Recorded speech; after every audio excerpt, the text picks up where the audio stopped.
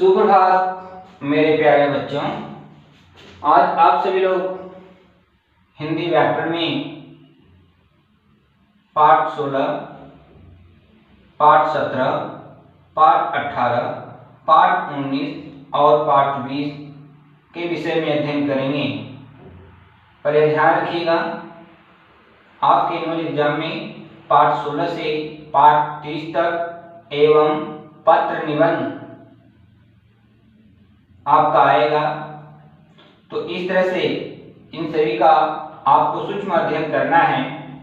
तो पाठ 16 अविकारी अव्यय शब्द समुच्चय बोधक अव्यय। तो आइए पाठ 16 के विषय में आप सभी लोग अध्ययन करेंगे। तो समुच्चय बोधक अव्यय की परिभाषा कि समुच्चय बोधक अव्यय किसे कहते हैं। तो समुच्चय बोधक, आखिर समुच्चय बोधक अव्यय है क्या? दो पदों,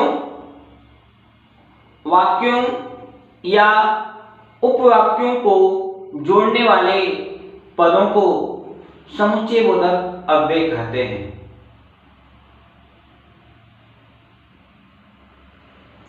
जैसे माता और पिता आ रहे हैं, इस वाक्य में यह जो आपका और शब्द है यह आपका समुच्चय बोधक अव्यय है, क्योंकि इस समुच्चय बोधक अव्यय शब्द के द्वारा माता या पहला पद है, पिता या दूसरा पद है, इन दोनों पदों को जोड़ दिया गया है।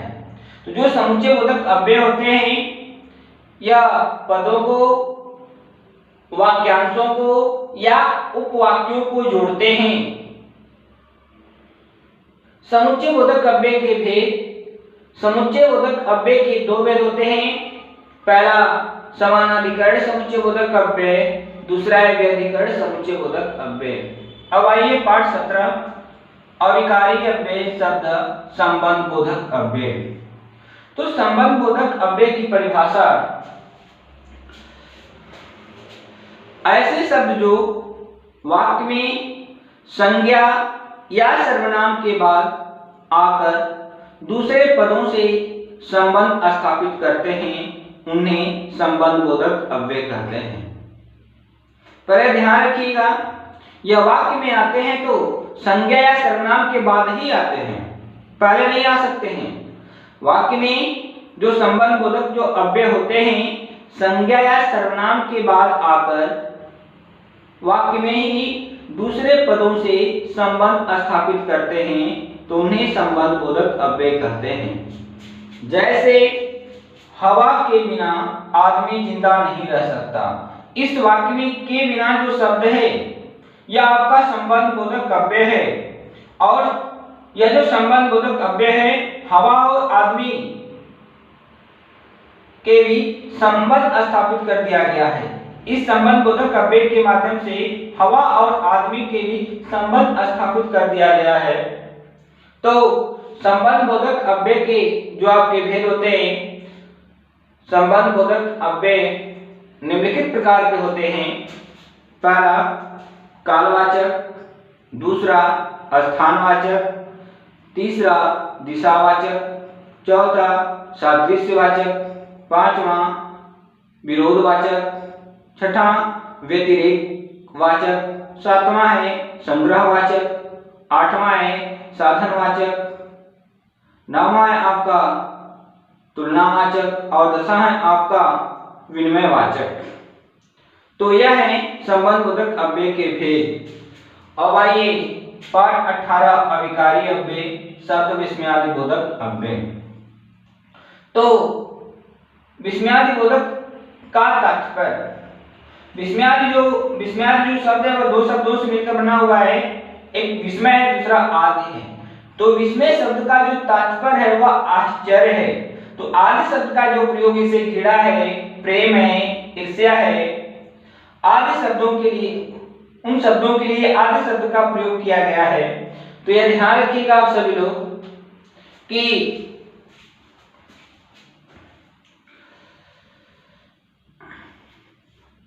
जो विस्मयादि जो शब्द होते हैं वे मन के भाव को प्रकट करते हैं।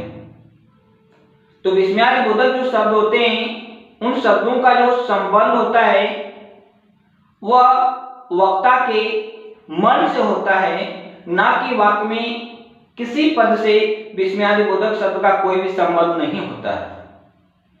जो विस्मयादि बोधक जो शब्द होते हैं उन शब्दों का जो संबंध होता है वक्ता अर्थात जो बोलने वाला होता है, क्योंकि ये अचानक प्रकट होते हैं। जो बोलने वाला होता है उसके मन से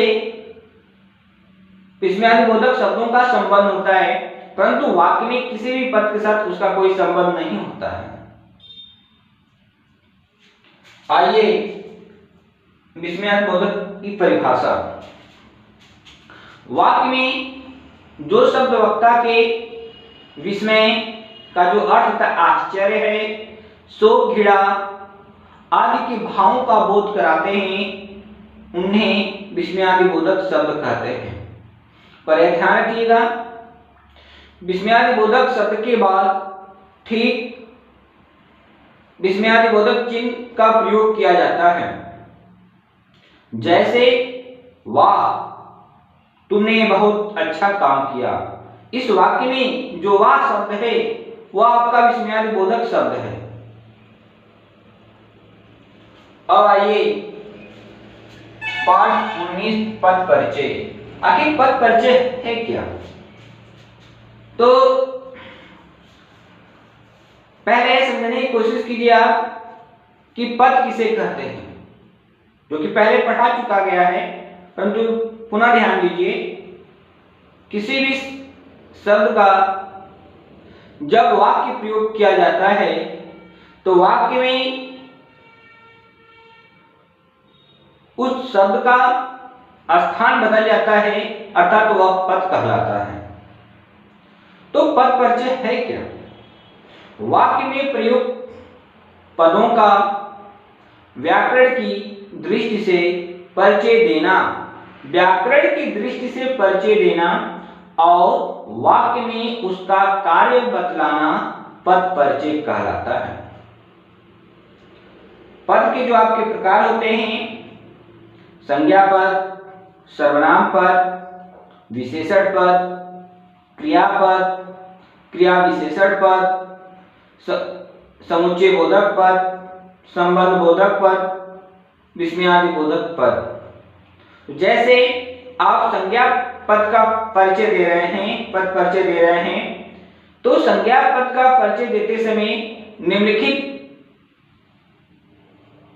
का विवरण देना अनिवार्य होता है। निम्नलिखित बिंदुओं पर ध्यान देना आपको अनिवार्य होता है संज्ञा पद का पद परिचय देते समय। जैसे संज्ञा भेद, जिस पद का परिचय दे रहे हैं उसका लिंग, वचन, कारक और वाक्य के अन्य पदों से उस पद का संबंध। अब आइए पाठ भी संधि। संधि किसे कहते हैं? दो वर्णों के मिल से जो विकार उत्पन्न होता है उसे संधि कहते हैं। संधि के भेद, संधि के आपके 3 भेद होते हैं, स्वर संधि, व्यंजन संधि, विसर्ग संधि। तो स्वर संधि किसे कहते हैं? तो स्वर संधि में ध्यान रखिएगा, स्वर के साथ जो परिवर्तन होता है, जो विकार होता है उसे स्वर संधि कहते हैं। व्यंजन संधि में व्यंजन का स्वर एवं व्यंजन के साथ जो विकार होता है, जो परिवर्तन होता है उसे व्यंजन संधि कहते हैं। विसर्ग संधि में विसर्ग का स्वर एवं व्यंजन के साथ जो विकार होता है, जो परिवर्तन होता है उसे विसर्ग संधि कहते हैं। जैसे आपका यह अविकारी शब्द है, पर ध्यान रखिएगा, तो अविकारी शब्द में जो विकार शब्द है वह आपका मूल शब्द है, अ आपका उपसर्ग है और ई आपका प्रत्यय है। तो अ का अर्थ होता है नहीं, विकार का अर्थ होता है परिवर्तन।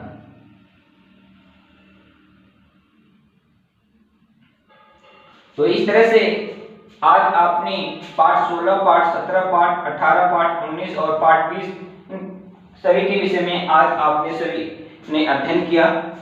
तो अगले दिन जो शेष है वह मैं आप लोगों को वीडियो बना करके भेजूंगा। आप अपनी परीक्षा की तैयारी मेहनत के साथ कीजिएगा, जिससे आप सभी लोग अच्छे नंबर से सफल हों। इन्हीं शब्दों का धन्यवाद।